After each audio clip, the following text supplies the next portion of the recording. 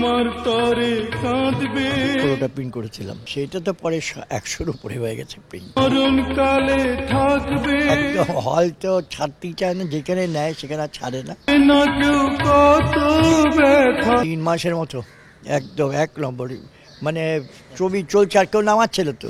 বুকের ভেতর শাবানা যে সালমান শাহকে আদর করতো না, এটা ঠিক না।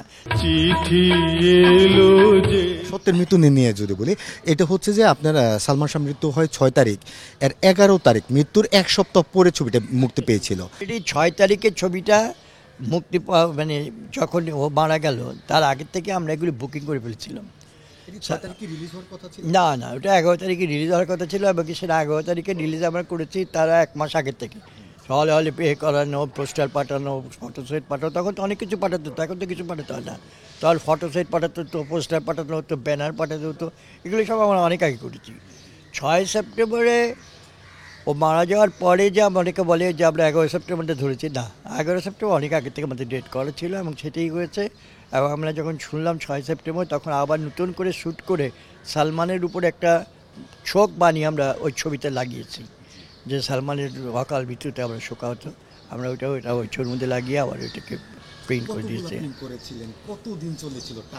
আমার শোনো, আমি এইসব ব্যাপারে একটু কম জানি, কারণ আমি ছবি বানাই তো, ব্যবসার দিকে খুব কম নেই। তবে প্রথমে তো আমরা বোধহয় 15টা না 16টা প্রিন্ট করেছিলাম, যে যা করি আমরা এরকম করেছিলাম। সেটা তো পরে 100-র উপরে হয়ে গেছে প্রিন্ট। একদম হল তো ছাড়তেই চায় না, যেখানে নেয় সেখানে আর ছাড়ে না। আর আমাকে ফোন দিয়ে বলে আপনার অনেক, মানে 3 মাসের মতো একদম 1 নম্বর, মানে ছবি চলছে আর কেউ নামাচ্ছিল তো। আর সবাই এসে বলে আপনার ছবি দেখে কাঁদতে কাঁদতে বেরোচ্ছে দর্শক, এবং সে চোখে আঁচল বুঝতেছি। আমরাও তো কাঁদতেছিলাম, কিন্তু আমরা কাঁদতেছিলাম সালমানের শোকে। ছবি তো ওদের যারা প্রডিউসার তারা ছবি তো অনেক করেছে। ছেলের দিকে নজরদারিটা লোকাল থেকে হয়েছে। ছেলেকে যখন ও দিতে গেছে, ছেলে যখন দেখেছে তার মানে খালার ছেলেকে বেশি আদর করতেছে, বা বেশি আদর না, আদর কিন্তু সেমই করেছিল, কিন্তু অপরচুনিস্ট মানে কারণে বিকশিত পরিবেশগত অবস্থায় মনে হয়েছে যেন ওই ছেলেরা বেশি আদর পাচ্ছে। সেই থেকে আস্তে আস্তে খুব জন্মাচ্ছিল এই ছেলেটার। এই ছেলেটাকে কিন্তু সে আদর কম করেনি। না না, যাবে না, কিন্তু এটা ঠিক না। এটা গল্পটা ভালো করে দেখলে বোঝা যাবে। সালমান শাহকে আদর যখন করতে গেছে, তখন শাহরুখের যে একটা অ্যাক্টিং ছিল সেটাকে ও ভুল বুঝে ওখানে চলে গেছে। মনে করে সালমান শাহকে আদর করতে গেছে, ও একটা পায়ের মধ্যে ব্যথা পেয়ে ও মাগো বলে দেখতে উঠছে, তখন স্বাভাবিকভাবে ও যাবে ওখানে, এবং সেটা ওই ছেলেটা মনে আকৃষ্ট হয়েছে যে আমার মা আমাকে যে ওকে আদর করছে। এরকম ঘটনাগুলি ওই ছেলেটা ঘটিয়ে মায়ের আদরটা ওর কাছ থেকে কেড়ে নিয়েছে, যার জন্য ওর ক্ষোভ। কিন্তু মানে শাবানা যে সালমান শাহকে আদর করতো না, এটা ঠিক না। সালমান শাহ এটা বলেছে আলমগীর যখন বলেছে, তার ছেলে যখন দেখে তার মা একজন করে, বলছে না তুমি কি বলো, আমি ওকে আদর করি না, আমি করি, কিন্তু ও বখাটে হয়ে গেছে। এবং সেই বখাটেটা মানে পাড়া প্রতিবেশী তো নালিশ ছিল, ও একটা ভালো কাজ করতো, একটা মানুষের ঘর বাড়ির থেকে বের করে দিচ্ছে, সেখানে গিয়ে সে আটকাতো, সেটা গিয়ে নালিশ হতো ওইটা, এবং সেটা এফেক্টে সব হতো, ব্যাড এফেক্ট হতো, যে আসলে কিন্তু এগুলো কারো ওর দোষ ছিল না, ওর মারেও না, কিন্তু পরিবেশগতভাবে সেটা গিয়ে অন্য একটা এফেক্ট হয়ে যেত।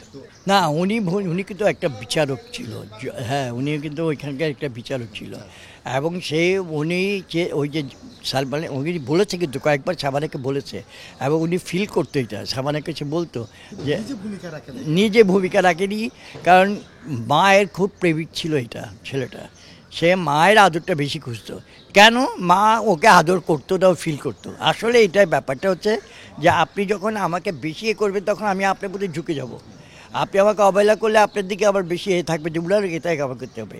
আর আলমগীর সাহেবের যে ক্যারেক্টারটা ছিল, যে মা আর ছেলের মধ্যে দ্বন্দ্ব, সেটা চেষ্টা করেছে সে, কিন্তু পারেনি।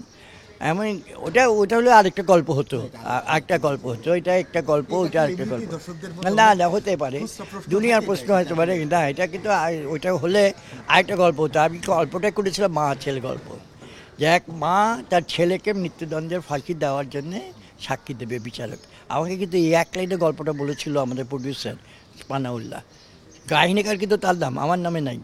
হ্যাঁ, আমি ওই এক লাইনে গল্প হয়, ওরা আমাকে যখন এসে বললো যে ছবিটা করে দেবেন, আমি কি গল্পটার কোনো আইডিয়া রেডি আছে, বললো যে এক মা তার ছেলেকে ফাঁসিটা দেবে, হ্যাঁ, সেটাই হলো গল্প। আমি এইটাকে রং চংচ দিয়ে এত বড় করে এসে 12,000 13,000 ফিট করেছি।